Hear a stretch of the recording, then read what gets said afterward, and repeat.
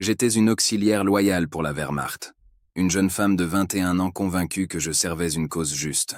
Pendant 2 ans, j'avais transmis des messages, géré des communications et cru de tout mon cœur à la grandeur de notre nation. Puis, en quelques heures, tout s'est effondré. La capture fut un chaos de cris et de métal tordu, mais le véritable enfer a commencé dans le silence qui a suivi. On nous a entassés dans des camions qui puaient le diesel et la peur. Et chaque chaos sur la route me rapprochait de la fin que nos officiers nous avaient promise. Ils nous avaient prévenus. Tomber aux mains des Français, c'était pire que la mort.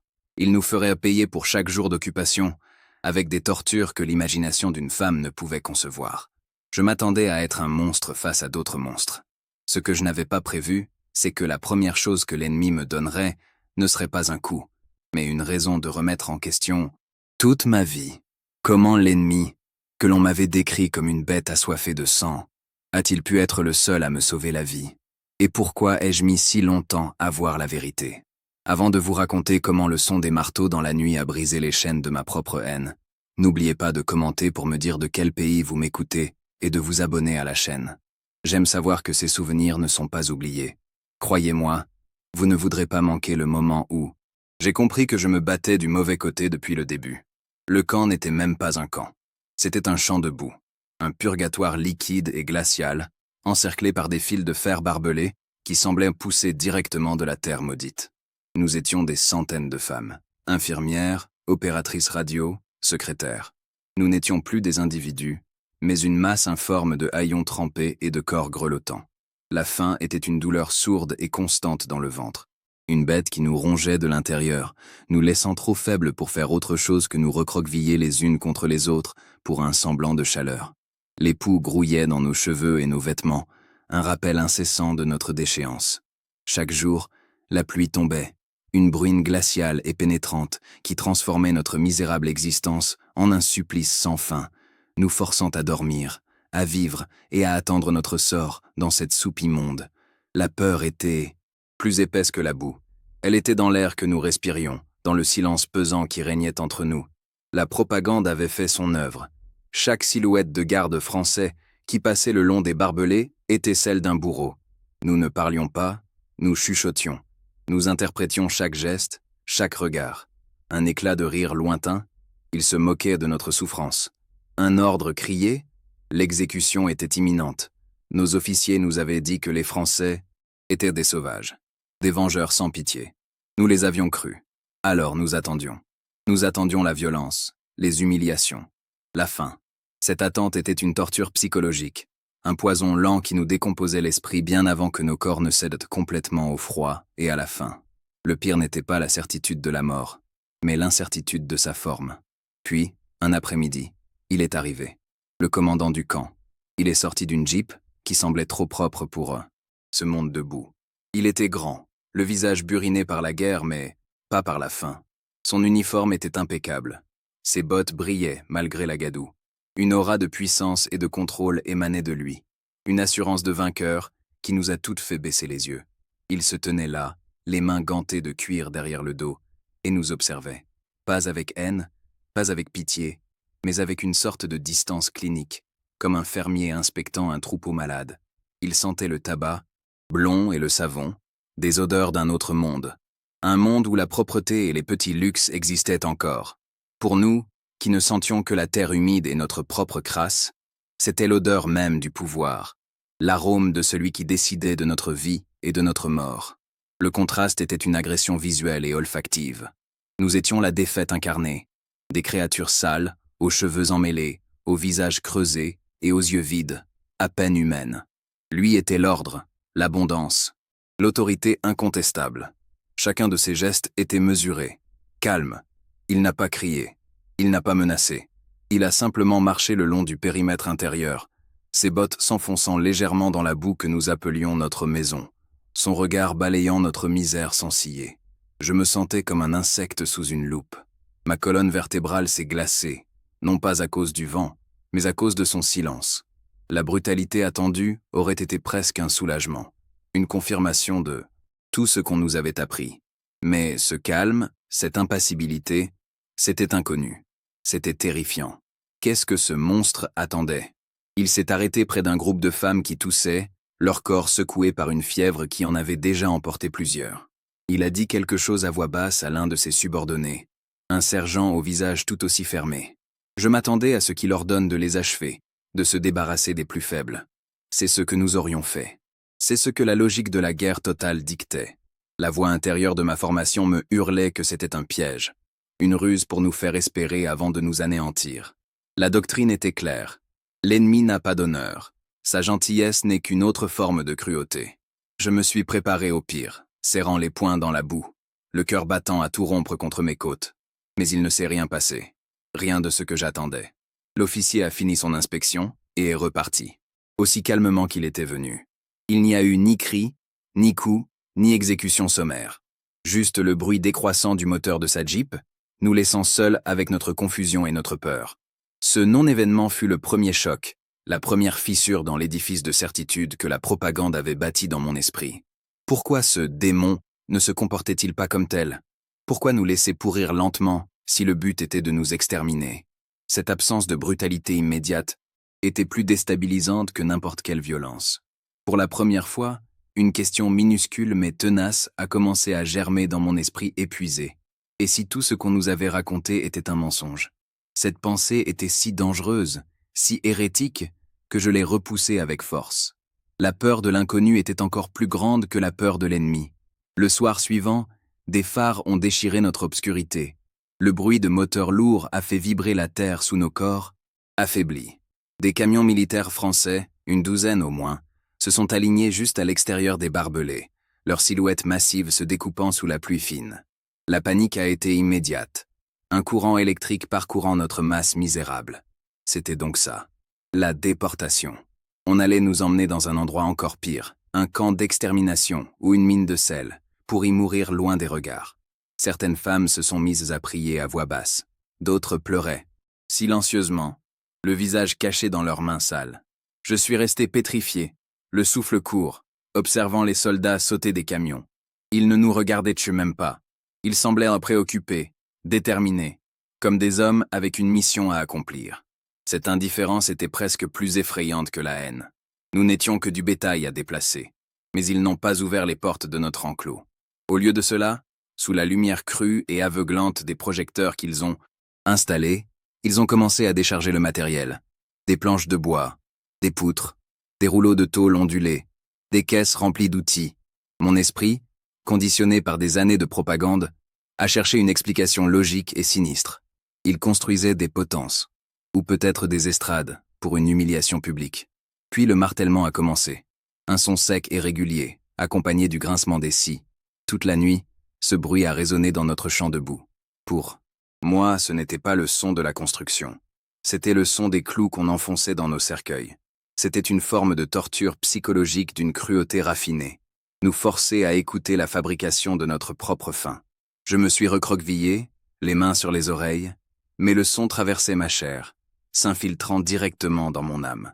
Au lever du jour, un brouillard glacial flottait sur le camp, mais il ne pouvait masquer ce qui se dressait devant nous. Là où il n'y avait eu que de la boue la veille, se tenaient maintenant plusieurs baraques en bois, simples, brutes, sans fioritures, mais solides. Des structures qui semblaient impossibles, nées d'une nuit de travail acharné. Un silence de mort est tombé sur nous, un silence différent de celui de la peur. C'était un silence d'incompréhension totale. Mon cerveau refusait de traiter l'information. Pourquoi? Pourquoi l'ennemi, qui nous laissait pourrir dans la boue depuis des semaines, nous construirait-il des abris? La voix de mes officiers hurlait dans ma tête.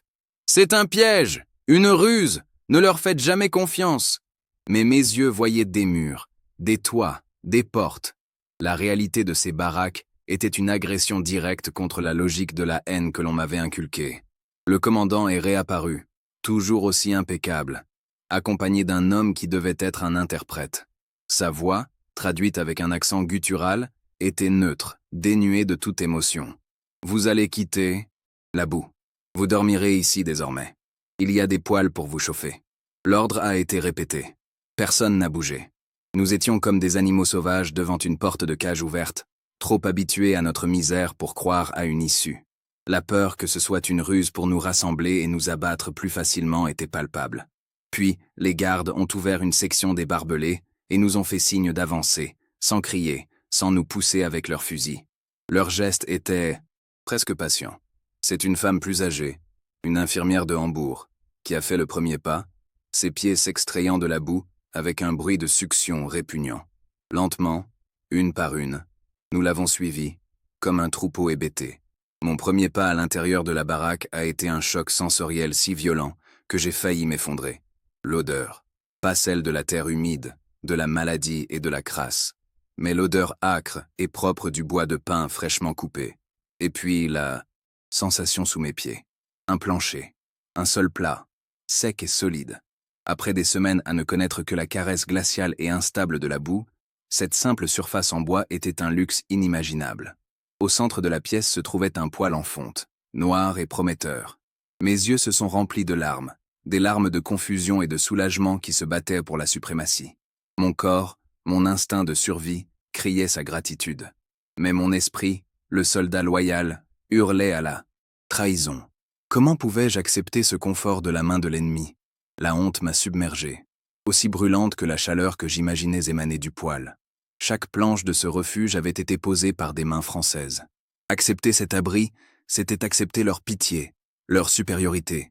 C'était admettre notre défaite d'une manière bien plus intime et humiliante que la simple capture. Je me suis souvenu des paroles de notre Hauptführerin avant la débâcle. Mieux vaut mourir de la main d'un camarade que de vivre de la charité de l'ennemi. J'ai regardé autour de moi.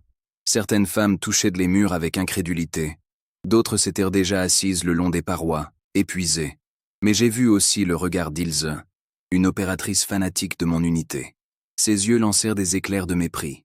Pour elle, nous étions déjà des traîtresses, souillées par cette indulgence inattendue. Sa haine silencieuse était un miroir de ma propre culpabilité. Les jours qui ont suivi n'ont fait qu'approfondir ce gouffre psychologique. La routine du camp a changé. On nous a distribué des couvertures rêches mais sèches. La soupe que l'on nous servait était un peu plus épaisse, avec parfois des morceaux de pommes de terre identifiables. Ce n'était pas un festin, mais c'était la différence entre la survie et le dépérissement. Et puis il y a eu le médecin, un homme d'une quarantaine d'années, aux yeux fatigués, mais aux gestes précis. Il a installé une tente infirmerie et a commencé à nous examiner. Quand mon tour est venu, il a regardé les plaies infectées sur mes jambes, causées par le froid et la saleté. Je m'attendais au dégoût, à la brusquerie. Au lieu de ça, il a nettoyé les plaies avec une douceur professionnelle, appliquant une pommade qui sentait fort, mais qui a immédiatement apaisé la brûlure. Il n'a pas dit un mot, mais ses mains ne mentaient pas. Elles ne soignaient pas une ennemie, elles soignaient une patiente. Ce traitement médical était une énigme.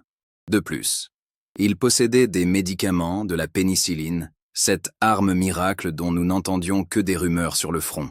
Pourquoi gaspiller de telles ressources précieuses sur nous? La logique militaire que je connaissais dictait qu'on abandonne les blessés ennemis ou qu'on leur donne le minimum pour respecter une vague convention. Mais ici, le soin était réel, efficace. Je voyais des femmes atteintes de pneumonie, qui auraient été condamnées dans notre propre armée en déroute, être traitées et commencer à se rétablir. Ce camp, cet enclos de barbelés dirigé par des monstres, se révélait être un endroit où l'on avait plus de chances de survivre que dans les derniers jours du Reich. Cette pensée était si vertigineuse, si contraire à tout ce que je croyais, qu'elle me donnait la nausée. Le commandant français maintenait une discipline de fer, mais pas celle que nous attendions. Il ne tolérait aucun abus de la part de ses hommes. Un jour, j'ai vu un jeune garde lancer une insulte à un groupe de prisonnières. Le commandant l'a vu. Il ne l'a pas réprimandé publiquement. Il l'a simplement appelé d'un geste sec et lui a parlé à voix basse, le regard dur comme de l'acier. Le jeune soldat est revenu à son poste, le visage pâle, et n'a plus jamais levé les yeux sur nous. Le commandant n'était pas notre ami. Il était distant, presque froid. Mais ses actions démontraient une chose que la propagande n'avait jamais envisagée: l'honneur. Il suivait des règles, les conventions de Genève, non pas par bonté de cœur, mais par principe. Et ce respect de la loi, venant de celui que je devais haïr, était plus déstabilisant que n'importe quelle violence. Il nous traitait non pas comme des amis, mais comme des prisonnières de guerre. Et ce simple statut, cette reconnaissance de notre humanité selon les règles de la guerre, était la chose la plus choquante de toutes. Un après-midi, alors que la pluie s'était enfin calmée, un soldat un peu plus âgé, dont le visage était creusé de rides de fatigue, passait près de notre baraque. Il fumait une cigarette, et l'odeur du tabac français flottait dans l'air. Nos regards se sont croisés.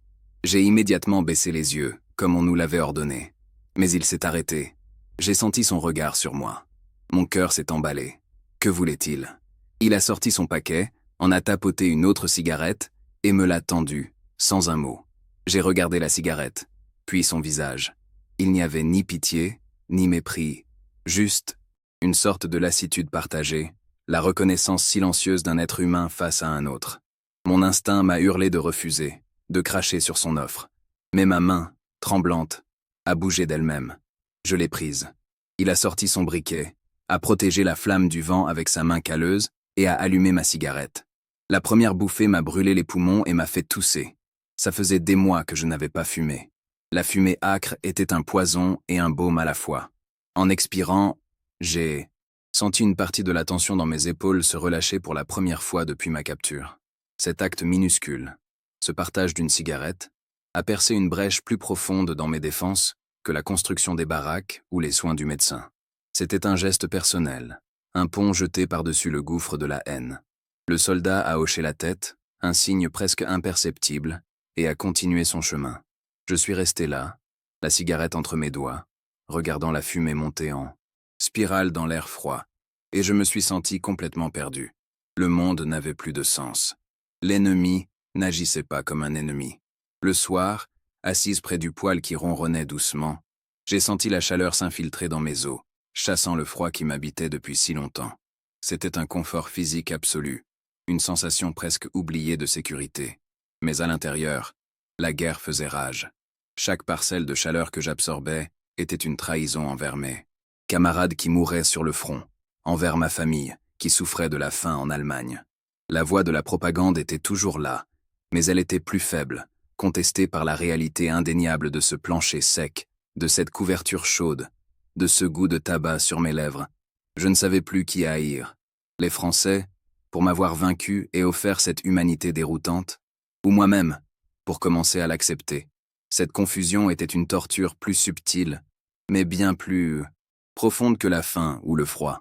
La brutalité attendue aurait été simple. On y répond par la haine, le défi, le martyre. Mais comment répondre à la décence? Comment combattre une humanité qui vous est offerte alors que vous avez été formé à la refuser? Je me sentais déchiré, écartelé entre le soldat que j'étais censé être et l'être humain qui aspirait désespérément à survivre. Pour la première fois de ma vie, je n'avais plus d'ordres à suivre, plus de certitudes auxquelles me raccrocher. J'étais seul face à une question terrifiante. Si eux n'étaient pas les monstres qu'on m'avait décrits, alors qu'étions-nous, nous? La chaleur du poêle était douce, mais la prise de conscience qui commençait à naître en moi était d'une froideur mortelle. La vie dans les baraques était une guerre silencieuse menée contre moi-même. Chaque nuit, je m'endormais sur un plancher sec, enveloppé dans une couverture rêche, et chaque matin, je me réveillais avec un sentiment de honte écrasant. La chaleur du poêle, qui aurait dû être une bénédiction, me brûlait la conscience.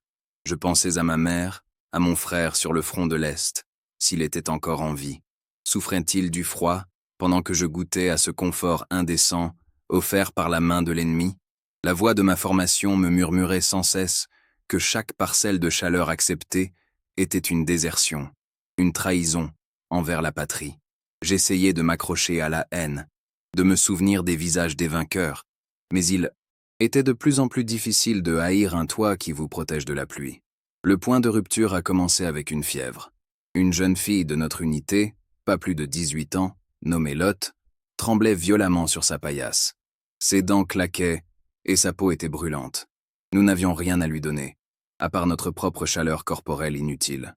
Nous la regardions s'affaiblir, impuissante, et dans ses yeux délirants, je voyais le reflet de notre propre fragilité. Le médecin français l'avait vue, mais il était débordé. Pour nous, elle était déjà perdue. Une autre victime anonyme de la fin de la guerre. Sa souffrance était un rappel brutal que, malgré les baraques, la mort rôdait toujours parmi nous, patiente et affamée. Chaque quinte de toux qui secouait son corps frêle résonnait comme un compte à rebours. Un matin, alors que la soupe claire nous était distribuée, un jeune garde français, à peine plus âgé que Lotte, s'est attardé près de la porte de notre baraque. Il n'avait pas le regard dur des autres. Il observait Lot, recroquevillé sous sa couverture. Je l'ai vu hésiter, son regard allant de la jeune fille grelottante à la tasse en métal qu'il tenait dans ses mains. Une lutte interne se lisait sur son visage. Il était un soldat. Nous étions l'ennemi. La discipline était stricte. Mais il y avait autre chose dans ses yeux. Une lueur de simple humanité qui luttait contre son uniforme. Je me suis préparé à ce qu'il se détourne et continue sa ronde, obéissant aux règles invisibles qui nous séparaient. Pour un soldat, la pitié est une faiblesse dangereuse. Contre toute attente, il a fait quelques pas à l'intérieur. Le silence s'est fait dans la baraque. Tous les yeux étaient fixés sur lui. Il s'est approché de Lot, s'est accroupi et, sans un mot, a doucement placé sa propre tasse de café chaud entre ses mains tremblantes. Le geste était si simple, si direct, qu'il a court-circuité toutes mes défenses. Il n'y avait pas de politique, pas de propagande, juste un être humain offrant un peu de chaleur à un autre être humain souffrant. Il a ensuite reculé, a jeté un regard rapide autour de lui, presque gêné, et est sorti aussi discrètement qu'il était entré. Il n'avait pas cherché de remerciement, pas même un regard. Il avait juste agi.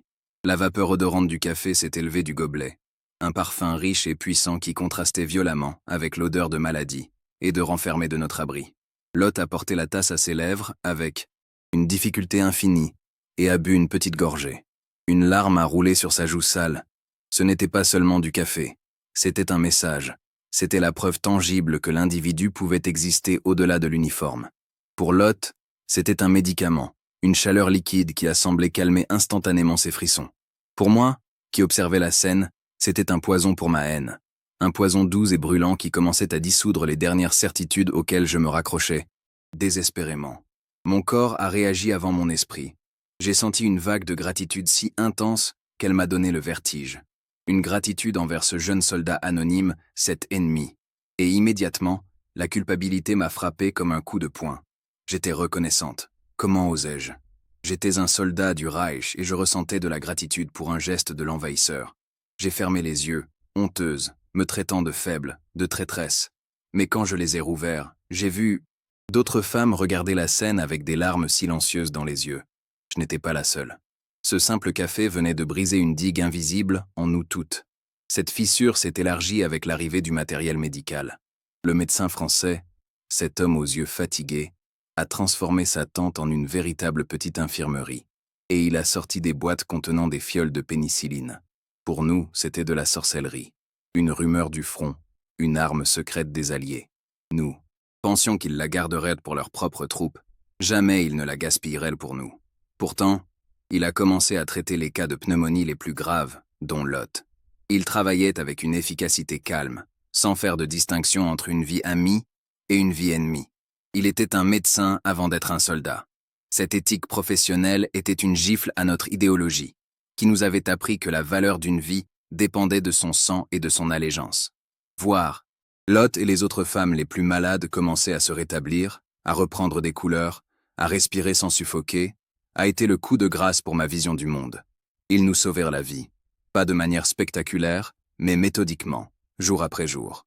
Ils nous donnaient un abri, de la chaleur, de la nourriture, et maintenant, des médicaments miraculeux. La propagande s'effondrait, non pas sous les coups, mais sous le poids de preuves irréfutables de leur humanité. L'ennemi n'était pas un monstre. Le monstre, c'était le mensonge que l'on nous avait forcé à croire. Et cette réalisation était plus douloureuse et terrifiante que n'importe quelle menace physique. Elle me laissait nu, désarmé, face à la vérité de notre propre faillite morale. Un soir, l'inévitable s'est produit. Nous étions plusieurs, assises en silence autour du poêle, profitant de sa douce chaleur. L'air était lourd d'émotions inexprimées. Puis, une femme plus âgée, une veuve de Dresde, a commencé à pleurer, doucement d'abord, puis son chagrin a éclaté en sanglots incontrôlables. Son désespoir a agi comme un détonateur. En quelques instants, la plupart d'entre nous pleurions avec elle. Ce n'étaient pas des larmes de peur ou de faim. C'étaient des larmes de confusion totale, de soulagement coupable, de honte et d'une gratitude que nous ne savions pas comment gérer. Nous pleurions sur nos certitudes perdues, sur la laideur de la guerre et sur la beauté insupportable d'un geste de bonté inattendu. C'est à ce moment que la porte de la baraque s'est ouverte. Le commandant français est entré pour son inspection du soir. Il s'est arrêté net, nous découvrant ainsi une assemblée de femmes en larmes. Son visage est resté impassible, mais une lueur d'interrogation a traversé son regard. Mon sang s'est glacé. Allait-il interpréter cela comme une mutinerie, une faiblesse méprisable? Allait-il nous punir pour ce déchaînement d'émotions? Nous avons toutes retenu notre souffle, les sanglots, suspendus dans nos gorges. Le silence n'était rompu que par le crépitement du bois dans le poêle. Il se tenait là, silhouette imposante et sombre, l'arbitre de notre destin, observant les débris de nos âmes. Il s'est approché, accompagné de son interprète. Sa voix, quand il a parlé, était calme, sans aucune trace de colère. « Pourquoi pleurez-vous » a-t-il demandé. La question était simple, directe, mais personne n'osait répondre. Comment expliquer un tel chaos intérieur? Comment admettre la véritable raison de nos larmes? C'est alors que la veuve de Dresde, celle qui avait commencé à pleurer, s'est levée. Elle parlait un français hésitant mais compréhensible. Sa voix tremblait, mais elle était ferme. « Parce que, a-t-elle commencé, on nous a toujours dit que vous étiez des monstres, que vous alliez nous faire payer pour tout. » Le commandant a écouté, son regard ne la quittant pas. Il a ensuite balayé du regard le reste d'entre nous, nos visages baignés de larmes et d'appréhension. Un long silence s'est installé, un silence si lourd qu'il semblait pouvoir écraser les murs de la baraque. Dans ses yeux, je n'ai vu ni pitié, ni triomphe. J'ai vu une immense lassitude, le poids de 4 années d'occupation, de souffrance et de lutte. Il ne nous voyait pas comme des ennemis vaincus, mais comme le produit d'une machine de haine qu'il connaissait trop bien. Il a pris une profonde inspiration, comme pour rassembler les fantômes de son propre passé. Puis, il a prononcé 5 mots. 5 mots qui ont frappé avec la force d'une explosion, qui ont pulvérisé les derniers vestiges de ma foi aveugle. D'une voix basse, presque un murmure, mais chargé d'une autorité morale absolue, il a dit « Nous ne sommes pas vous ». Cette phrase n'était pas une insulte, c'était une déclaration, une affirmation de ce qui les séparait de nous, non pas par la nationalité ou l'uniforme, mais par le choix de ne pas se venger, le choix de rester humain face à l'inhumanité, le choix de construire quand ils auraient pu détruire. À cet instant précis, tout a basculé. La vérité, nue et brutale, m'a submergé. Nous n'avions pas seulement perdu la guerre sur les champs de bataille. Nous l'avions perdue ici même, dans ce camp de boue, au moment où ces hommes avaient choisi la dignité plutôt que la vengeance. Mes larmes ont redoublé, mais elles étaient différentes. Ce n'étaient plus des larmes de confusion. C'étaient des larmes de deuil pour un pays que j'avais aimé et qui s'était fourvoyé, et des larmes de libération. La libération d'un mensonge qui m'avait empoisonné pendant des années. Pour la première fois depuis ma capture, je ne me sentais plus comme une prisonnière des Français. Je me sentais comme une prisonnière de ma propre histoire, enfin libérée. La paix qui a suivi cette nuit de larmes était une chose fragile, presque irréelle. Nous avions un toit, de la chaleur et une soupe qui nous tenait au corps. La routine s'est installée, une cadence de survie rythmée par les distributions de rations et les inspections. Mon corps, lentement, a commencé à se réparer. La faim lancinante s'est atténuée, remplacée par une satiété que je n'avais pas connue depuis des années. Mais cette guérison physique était un poison pour mon esprit. Chaque bouchée de pain que j'avalais me restait en travers de la gorge. Chaque nuit passée au sec, sous une couverture, était une insomnie peuplée de visions de ma famille grelottant dans les ruines de notre ville. Le confort était une accusation silencieuse, et la voix de ma conscience, nourrie par des années de doctrine, me murmurait que j'étais une traîtresse, une profiteuse qui se réchauffait au feu de la défaite de sa nation. Cette culpabilité a trouvé un porte-voix en la personne d'Ilse. Elle, qui n'avait jamais plié, voyait notre acceptation de ce traitement décent comme la pire des capitulations. Son regard brûlait de mépris. « Regardez-vous » sifflait-elle un soir, alors que nous nous blottissions près du poêle, comme des chiens qui lèchent la main du maître qui les a battus. Avez-vous oublié qui ils sont? Avez-vous oublié nos villes en flammes, nos frères qui meurent pour que vous puissiez vous vautrer dans le confort offert par leurs assassins? Ces mots étaient des tessons de verre, conçus pour blesser, pour rouvrir les plaies de notre honneur perdu. Elle nous accusait de fraterniser, de nous vendre pour une louche de soupe chaude. Pour elle, la seule réponse honorable était le rejet, la haine pure et intacte, même si cela signifiait mourir de froid dans la boue. Elle voulait que nous restions des martyrs, pas des survivantes. Ces paroles étaient d'autant plus efficaces qu'elles faisaient écho à la guerre qui se livrait en moi. Une ligne de fracture s'est dessinée dans la baraque. D'un côté, celle comme moi, qui luttait en silence, déchirée entre la gratitude instinctive pour notre survie et la loyauté envers un pays en ruine. De l'autre, Ilse et une poignée de fidèles qui s'accrochaient aux vestiges de leur foi fanatique. Elles nous regardaient avec dégoût, organisant des cercles de prières murmurés pour le Führer, nous traitant de faibles et de collaboratrices. L'air est devenu lourd de suspicion. Les baraques que les Français avaient construites pour nous protéger du froid sont devenues des arènes de guerre psychologique, où chaque geste de gentillesse de nos geôliers était une arme utilisée par nos propres camarades pour nous tourmenter et nous accuser de trahison. La réalité extérieure a fait irruption dans notre fragile sanctuaire, avec l'arrivée d'un nouveau convoi de prisonnières. Elles n'avaient pas connu notre transition lente de la boue à la chaleur. Elles venaient directement du chaos de l'effondrement du front. Leurs visages étaient des masques de cire. Leurs yeux vides contenaient l'horreur des dernières batailles. Elles étaient plus maigres, plus sales. Et surtout, elles portaient en elles une terreur fraîche que notre routine avait commencé à émousser. Elles nous ont regardés, nous qui étions un peu plus propres, un peu moins décharnés, avec une méfiance mêlée d'envie. Leur présence était un miroir brutal, nous rappelant d'où nous venions et ce que notre patrie était en train de devenir. Un immense champ de ruines et de désespoir.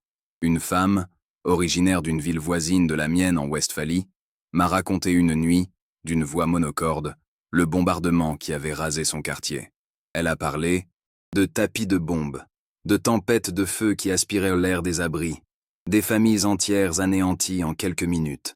Elle a décrit l'odeur de la chair brûlée qui flottait sur la ville pendant des jours. Pendant qu'elle parlait, je ne voyais plus son visage, mais celui de ma mère, de mon père, de mon petit frère. Ce soir-là, au réfectoire, j'ai regardé le ragoût fumant dans mon bol, et j'ai eu une violente nausée. Chaque calorie que j'absorbais semblait voler à ma propre famille. La chaleur du poêle me brûlait la peau. La culpabilité n'était plus une voix. C'était une douleur physique. Une crampe dans l'estomac qui me tordait de l'intérieur. Comment pouvais-je être ici, en sécurité, pendant qu'ils vivaient l'enfer? Puis, une nouvelle inattendue a balayé le camp. La Croix-Rouge avait réussi à acheminer du courrier. La possibilité de recevoir une lettre de chez nous a déclenché une vague d'émotions contradictoires. Une joie hystérique et une peur panique. Une lettre. C'était un fil ténu nous reliant à un monde qui nous avait oubliés. C'était la preuve que nos familles existaient encore. Mais c'était aussi une boîte de Pandore potentielle. Que contiendrait-elle? Des nouvelles de mort? La confirmation de nos pires craintes? L'attente de la distribution est devenue une torture. Certaines priaient pour recevoir quelque chose, n'importe quoi. D'autres, comme moi, priaient presque pour être oubliées, terrifiées par la vérité que ces fines feuilles de papier pourraient contenir. Le silence dans la baraque était électrique, chaque femme perdue dans ses propres angoisses. Mon nom a été appelé. Mes mains tremblaient tellement que j'ai eu du mal à prendre l'enveloppe fine et usée. C'était l'écriture de ma mère. Je me suis isolé dans un coin pour la lire, le cœur battant à tout rompre. Elle était vivante. Mon père et mon frère aussi. Ils avaient perdu leur maison dans un bombardement, mais ils avaient trouvé refuge dans une cave. Elle décrivait la faim, le froid, la peur constante. Chaque mot était un coup de poignard, mais c'est la dernière phrase qui m'a brisé en deux. Nous prions chaque jour pour que tu sois en sécurité, ma chérie, même prisonnière, au moins tu es en vie. Cette bénédiction, cet amour inconditionnel qui transcendait la guerre et les uniformes, était le fardeau le plus lourd de tous. Ma survie, assurée par l'ennemi, était le souhait le plus cher de ma mère affamée. La contradiction était si monstrueuse que j'ai dû étouffer un sanglot de pur désespoir. Pour Ilse et ses partisanes, ces lettres n'étaient qu'une preuve de plus de la perfidie des Alliés. « Vous voyez » a-t-elle lancé, en brandissant une lettre qui annonçait la mort du frère d'une autre femme. « Ils détruisent nos familles avec leurs bombes. Puis ils nous permettent de recevoir les nouvelles pour nous torturer l'esprit. Ils nous nourrissent pour mieux nous voir souffrir de l'intérieur.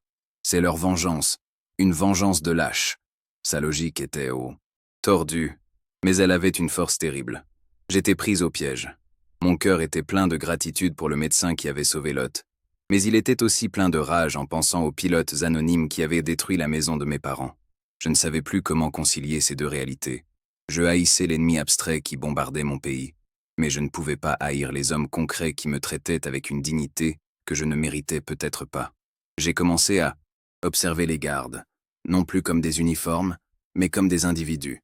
Le jeune soldat qui avait donné son café à Lot. Le sergent plus âgé qui avait toujours un mot pour son chien qui trottait à ses côtés. Ils n'avaient pas les visages de monstres sanguinaires.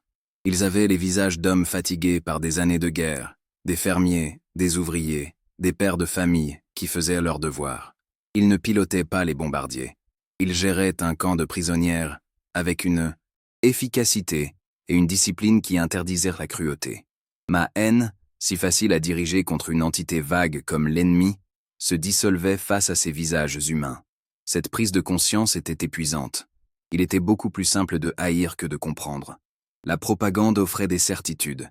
La réalité, elle, n'offrait que des questions douloureuses. Un soir, le sergent au chien faisait sa ronde. Il m'a vu, assise sur les marches de la baraque, le regard perdu. Il s'est arrêté, a sorti de sa poche un petit paquet enveloppé de papier d'argent et m'a tendu un carré de chocolat. J'ai figé. Le chocolat. Un luxe d'un autre monde. Un souvenir d'enfance. La voix d'Ilse a hurlé dans ma tête. « N'accepte pas! C'est le prix de ta honte !»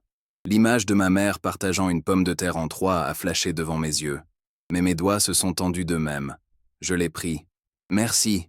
ai-je murmuré, le mot me brûlant les lèvres. Je l'ai mangé lentement, caché des autres. La douceur intense qui a fondu sur ma langue était une explosion de plaisir presque insoutenable. C'était un acte de rébellion. Pas contre les Français, mais contre la culpabilité qui me rongeait. Pour un instant, j'ai choisi de vivre, simplement. L'arrière-goût, cependant, était celui de la trahison. La tension dans le camp est montée d'un cran. Ilse, sentant qu'elle perdait son emprise, est devenue plus agressive. Elle a organisé des réunions secrètes après l'extinction des feux, nous, forçant à chanter des hymnes patriotiques à voix basse, à réciter les dogmes du parti. Elle parlait du suicide comme de l'ultime acte de loyauté, une mort pure, qui nous laverait de la souillure de la captivité. Elle nous présentait des scénarios horribles de ce qui nous attendait après la guerre, des camps de travail forcés en Sibérie aux mains des Russes, ou des vies de parias dans notre propre pays. Elle jouait sur nos peurs les plus profondes, essayant de nous ramener dans le giron de la haine, familière. J'écoutais ses paroles, et une partie de moi, effrayée, voulait y croire. Mais la phrase du commandant résonnait plus fort. « Nous ne sommes pas vous. » Le commandant n'était pas aveugle à ses manœuvres. Il n'a jamais puni Ilse directement, ce qui aurait fait d'elle une martyre. Sa réponse fut plus subtile. Il a fait en sorte que les règles de la Convention de Genève soient affichées bien en évidence.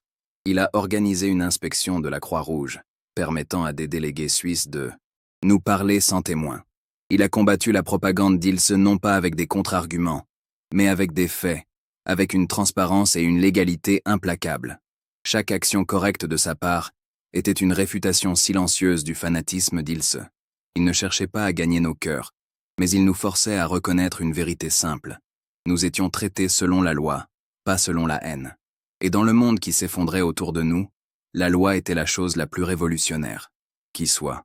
Puis, les rumeurs ont commencé à enfler, apportées par les gardes qui parlaient entre eux, par des bribes de journaux aperçus. Berlin était tombé, le Führer était mort, la guerre était finie. Un silence de plomb s'est abattu sur le camp.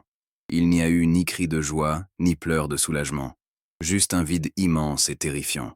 Nous étions maintenant officiellement les citoyennes d'un pays vaincu, anéanti, occupé. La fin des combats ne signifiait pas la liberté, mais le début de l'inconnu. Qu'allait-on faire de nous? Allions-nous rentrer chez nous? Et qu'était chez nous désormais? Une pile de décombres? Un pays gouverné par nos ennemis?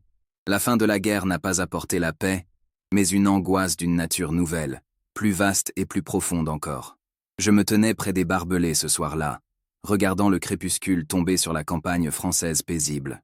Le fil de fer ne semblait plus me retenir prisonnière des Français, mais me séparer d'un monde en ruine que je ne reconnaîtrais plus. Ma loyauté était éclatée en 1000 morceaux. Une partie de moi pleurait pour ma patrie dévastée. Une autre ressentait une gratitude confuse pour ces hommes qui m'avaient sauvé la vie. J'étais le produit de deux vérités contradictoires. Celle des bombes qui avaient détruit ma maison et celle du chocolat qui m'avait redonné un instant de vie. La guerre des nations était terminée. Mais la mienne, celle qui se livrait dans mon âme pour réconcilier la haine, apprise et l'humanité découverte, ne faisait que commencer. Et je n'avais aucune idée de comment la gagner.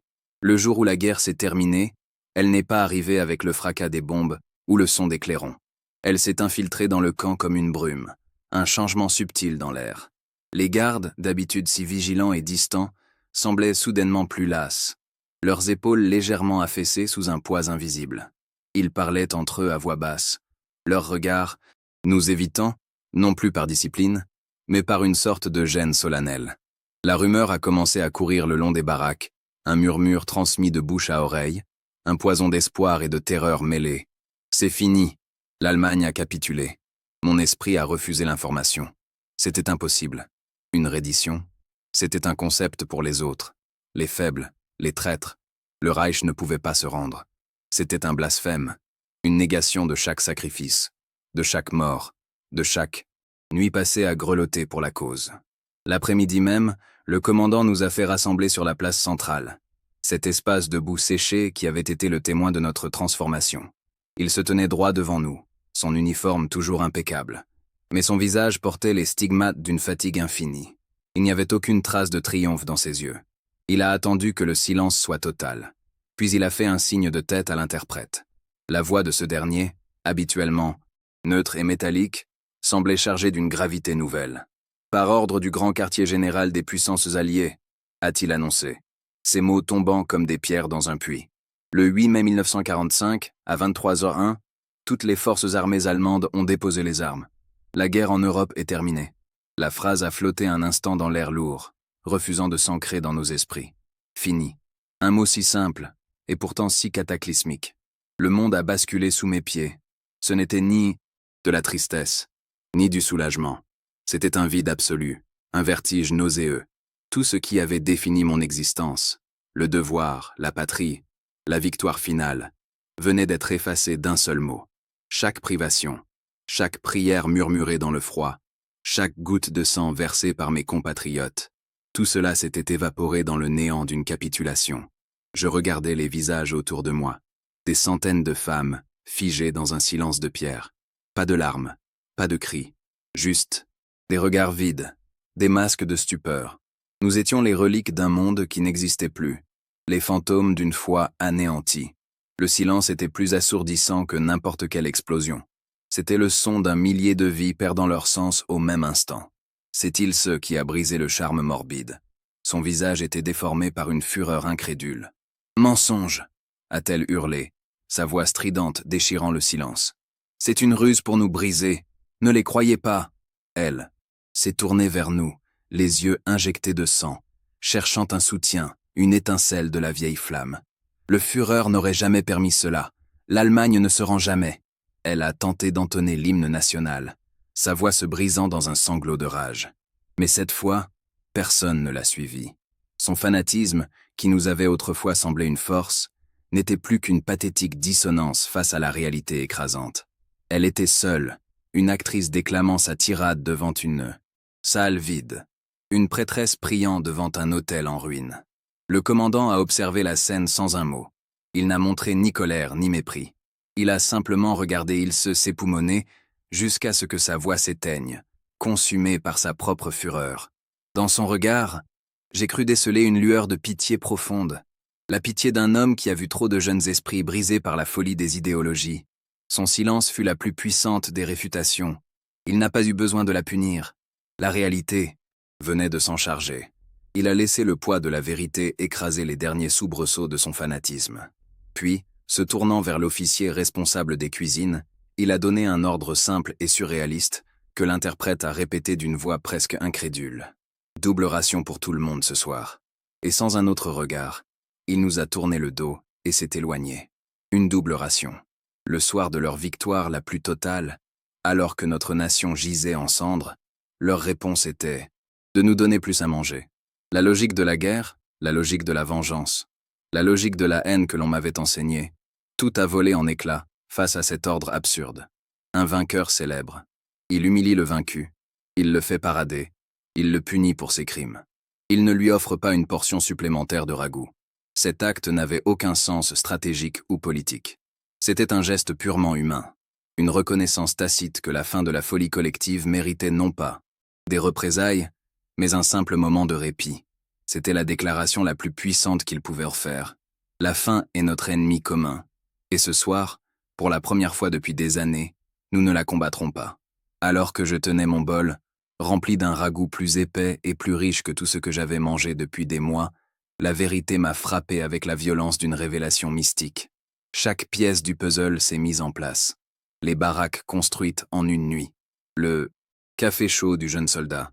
La pénicilline du médecin. Le chocolat du sergent. Et cette phrase, prononcée par le commandant dans la pénombre de notre baraque en larmes. Nous ne sommes pas vous. Ce n'était pas de la pitié. C'était une philosophie. Un choix délibéré de ne pas se laisser corrompre par la haine qu'ils avaient subie. Ils n'étaient pas des saints. Ils étaient simplement des hommes qui avaient décidé que la victoire militaire ne valait rien si elle signifiait la défaite de leur propre humanité. Une image m'est revenue en mémoire, aussi nette qu'une photographie.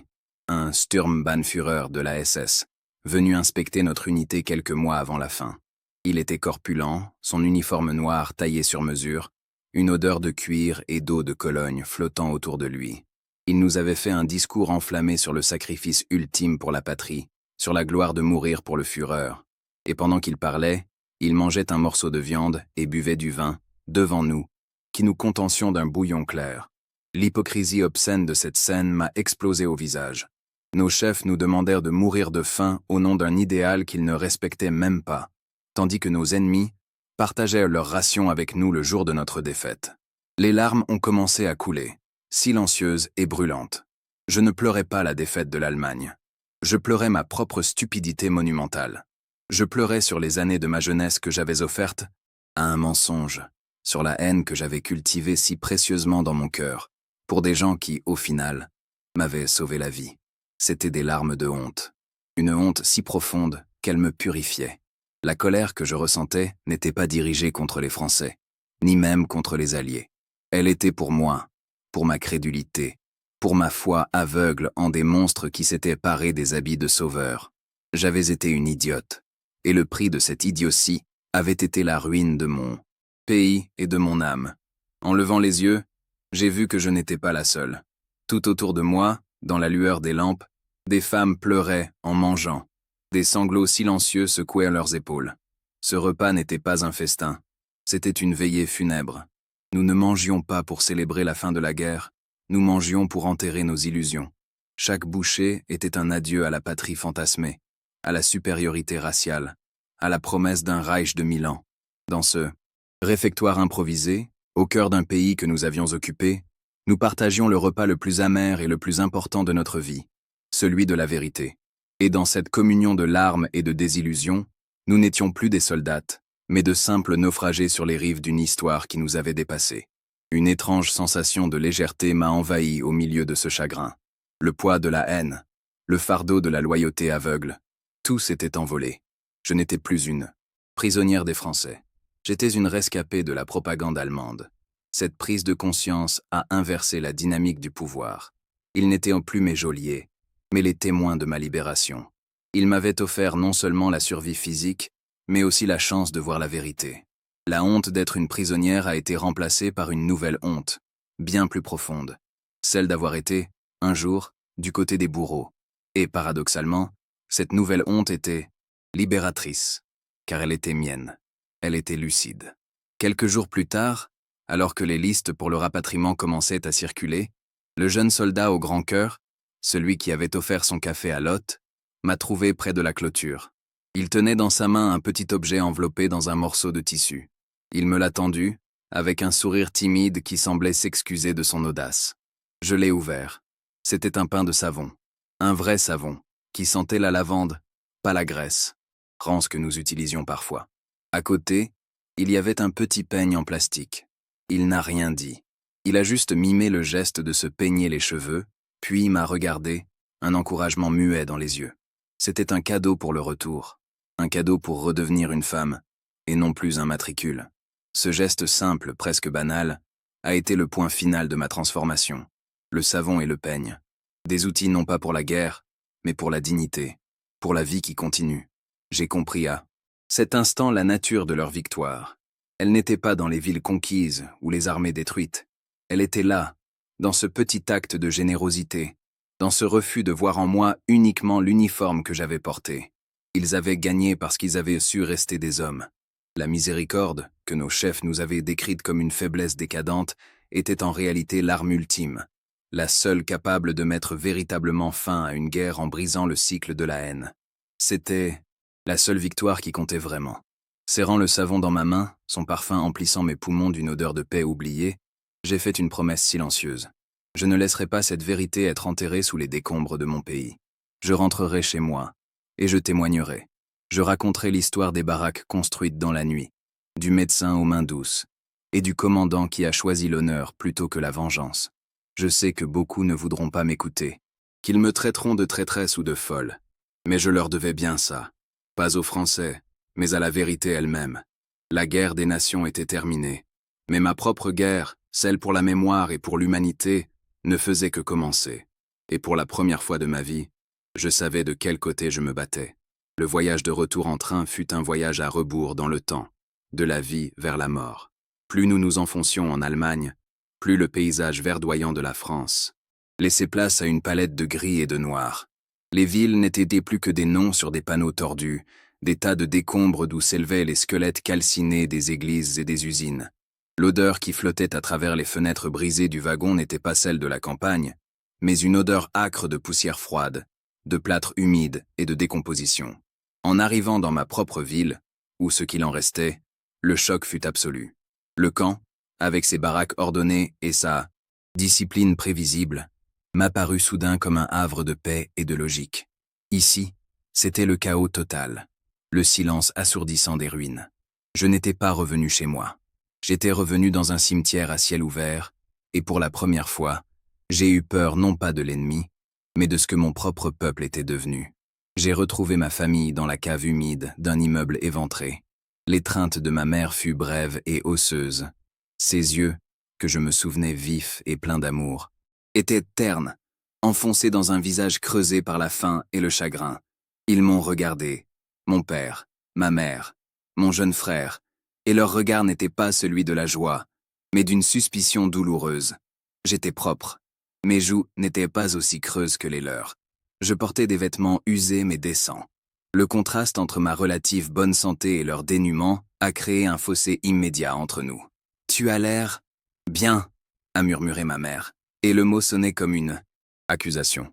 Pendant que nous mangions des racines et que les bombes tombaient, tu te faisais une nouvelle vie chez les Français? La question n'a pas été posée, mais elle flottait dans l'air, lourde et empoisonnée. J'étais une étrangère, une survivante dont la survie même était une insulte à leur souffrance. Je n'ai pas répondu avec des mots. J'ai ouvert mon petit baluchon, et j'en ai sorti le pain de savon à la lavande. Son parfum a semblé déplacé, presque obscène, dans l'odeur de moisi de la cave. Ma mère l'a regardé avec mépris. « Un cadeau de tes amis ?» a-t-elle sifflé. Sans un mot, je l'ai posé près d'une bassine d'eau rouillée. C'était un geste de paix, une tentative de partager la dignité qu'on m'avait offerte. Plus tard, quand un voisin est venu partager une rumeur sur les atrocités commises par les troupes d'occupation, j'ai senti la vieille haine essayer de reprendre ses droits en moi. Mais l'image du jeune soldat me tendant son café chaud était plus forte. J'ai serré les poings et j'ai dit, d'une voix que je ne me connaissais pas, « Tous les hommes ne sont pas des monstres, même quand ils portent l'uniforme ennemi. » Le silence qui a suivi fut glacial. J'avais choisi mon camp, et ce n'était plus celui de leur haine aveugle. Le point de rupture est survenu quelques jours plus tard. Mon père, un homme brisé qui passait ses journées à regarder fixement un mur en ruine, a commencé à murmurer une vieille rengaine de la propagande sur la trahison des généraux, et « l'honneur perdu ». Je n'en pouvais plus. « L'honneur » ai-je éclaté, ma voix tremblant de rage et de chagrin. L'honneur, c'était l'officier SS qui mangeait de la viande devant nous pendant que nous mourions de faim? Ou c'était le commandant français qui nous a donné une double ration le jour de notre défaite? Je leur ai raconté l'histoire des baraques, du médecin, du chocolat. Je ne défendais pas les Français. J'attaquais le mensonge qui nous avait tous conduits à cette cave. Ils ont gagné, parce qu'ils ont choisi de ne pas nous ressembler. Ai-je conclu en larmes. La reconstruction de ce pays ne commencera pas avec des briques, mais le jour où nous admettrons que nous nous sommes battus pour la mauvaise cause. Cette confrontation n'a pas guéri les blessures, mais elle a clarifié ma position. J'étais devenue une gardienne de cette vérité inconfortable. Dans le silence de notre abri de fortune, je repensais à ma captivité, non plus comme une humiliation, mais comme une éducation brutale. J'ai gardé le dernier éclat du savon à la lavande, bien après qu'il ait perdu son parfum. Ce n'était pas un souvenir de la France, mais un rappel de ce choix fondamental qui s'offre à chacun, même au cœur de la guerre. Le choix de construire ou de détruire, de haïr ou de reconnaître l'humanité de l'autre. Ma vision du monde avait été forgée dans la boue et refondue par la dignité. Mon fanatisme était mort, remplacé par une conviction simple et inébranlable. La seule victoire qui vaille est celle que l'on remporte sur sa propre haine. C'était le seul héritage que je pouvais espérer transmettre, la seule fondation sur laquelle je pouvais commencer à reconstruire ma propre vie. Aujourd'hui, des décennies plus tard, quand le vent d'hiver souffle contre les vitres de ma maison chaude, mes doigts se referment parfois sur un petit objet que je garde dans une boîte en bois. C'est un simple clou, tordu et rongé par la rouille. Il ne paie pas de mine. Pour n'importe qui d'autre, ce n'est qu'un débris sans valeur. Mais pour moi, c'est le fragment le plus précieux de mon existence. Je l'ai ramassé dans la boue séchée, le matin où nous avons découvert les baraques. Ce n'est pas un souvenir de ma captivité, mais le symbole de ma libération. Chaque fois que je le touche, je ne sens pas le froid du métal, mais la chaleur du poil qui ronronnait. Je ne revois pas les barbelés, mais le visage du jeune soldat me tendant son café. Ce clou me rappelle que la haine est une construction fragile, et qu'un seul acte d'humanité, un seul marteau frappant pour construire au lieu de détruire, peut faire s'effondrer tout un édifice de mensonges. La miséricorde ne fait pas de bruit, mais son écho dure toute une vie.